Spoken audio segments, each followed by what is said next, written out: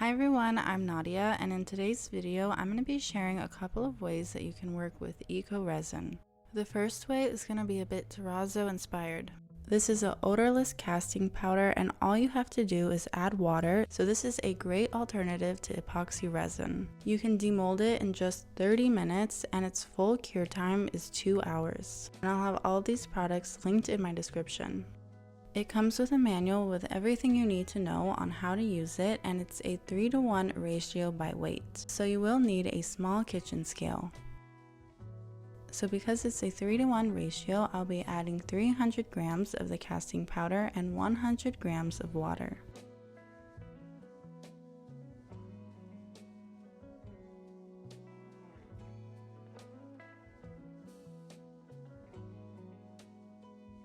And I mix that together well. You don't need to mix for too long, only until there's no more clumps.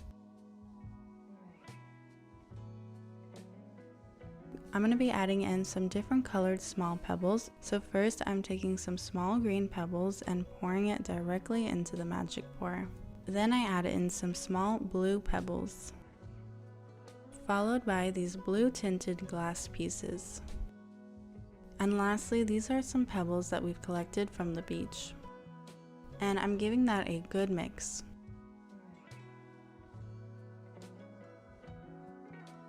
Now I'm ready to pour it directly into the molds. I start by pouring a little bit into one mold and then continue to pour into a different mold because these molds have some small crevices that it needs to fit into, so I'm allowing some time for that before I pour more so that the mold doesn't overflow.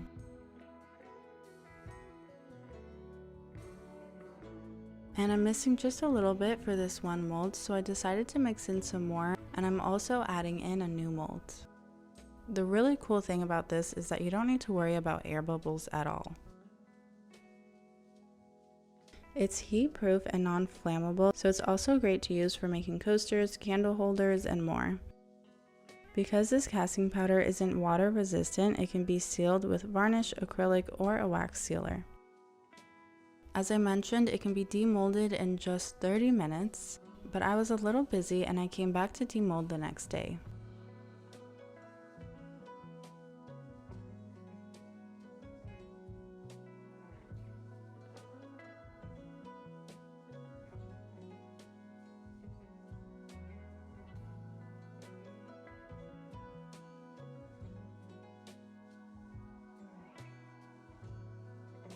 And I really love how this starfish mold has some texture on the side.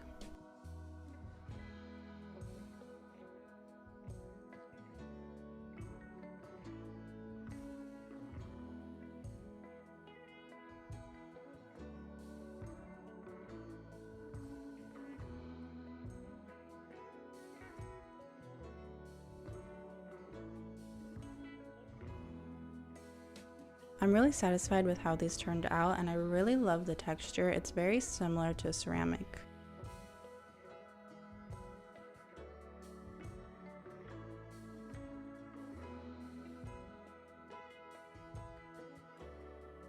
Now to make my pebbles a little more visible, I'm going to be lightly sanding. I start off by using some sandpaper, but quickly switch to use this sanding sponge.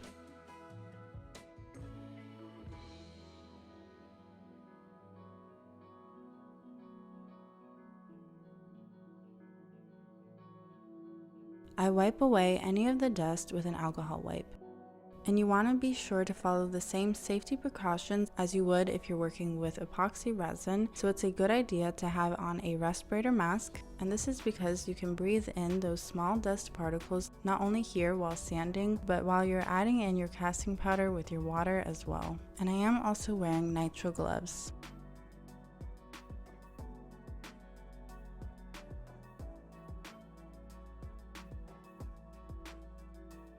For the second style, I start by sticking on some gold leaf flakes into the mold. And to do this, I'm using a gliding adhesive just to help the gold leaf flakes stay in place. And I flip the molds inside out to make this placement a little bit easier. Although the paintbrush that I started to use had some residue from metallic gold powder, and I did get that in several areas of the molds, which I wasn't entirely happy with, but I do end up correcting this.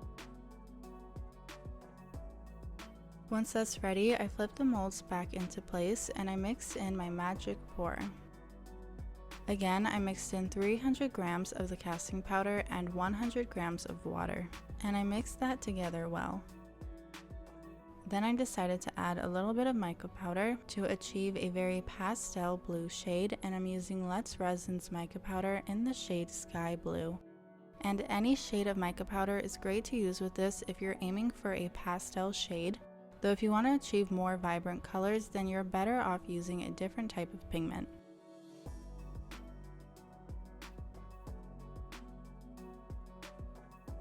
And once the mica powder is mixed in, I'm able to pour into my molds.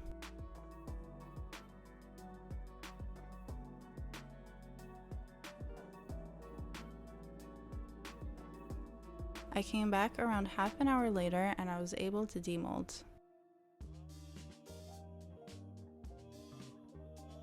I do like how the gold flakes turned out, however, as I mentioned previously, I'm not entirely happy with the residue from the gold metallic powder, so I decided to try and cover that up with some acrylic paint. And that's another reason why working with this casting powder is really cool, because the possibilities are endless and you can use acrylic paint to paint on anything you desire. Just keep in mind that after you apply your acrylic paint, you need to allow it to dry and seal it with a varnish. I used a combination of different pastel acrylic paints to paint in the ridges.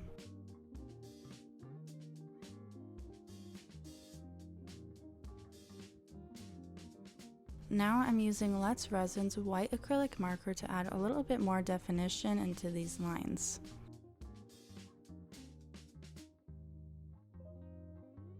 Then I'm using a gold paint marker to add on a gold trim, and I'll later seal this with some varnish as well.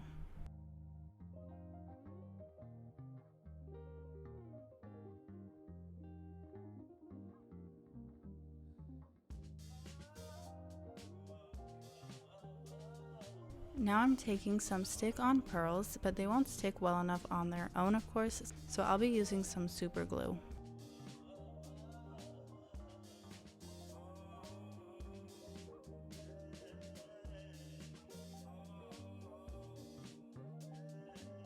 And this is what it's looking like so far. I went back in to do a thin layer of white acrylic paint just to make the colors a little more pastel.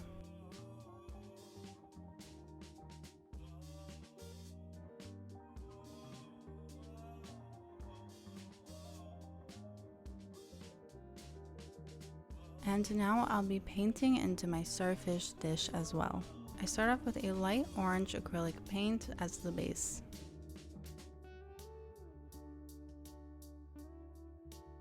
And I add a thin layer of some pink paint.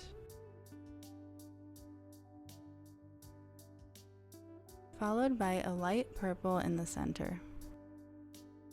Then I take a gold acrylic marker by Let's Resin, and I'm just adding in some dots from the center outwards.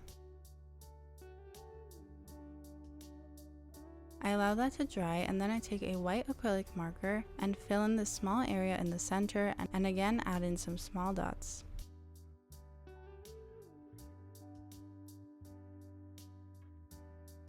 Now I'm going to be adding in some of these pearls, so again I'm using some super glue to be able to put everything into place.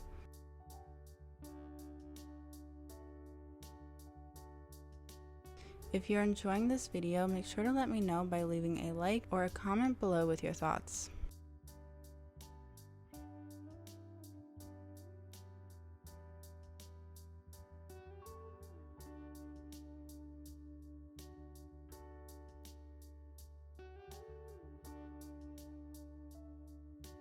And for these two dishes, I decided to experiment a bit by using gold leaf to be my gold trim, and I'll have a more detailed video covering this whole process coming out very soon, so be sure to stay tuned.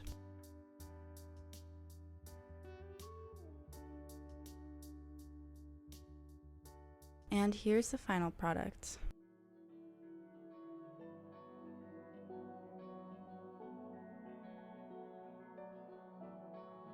And let me know in the comments below which style you prefer.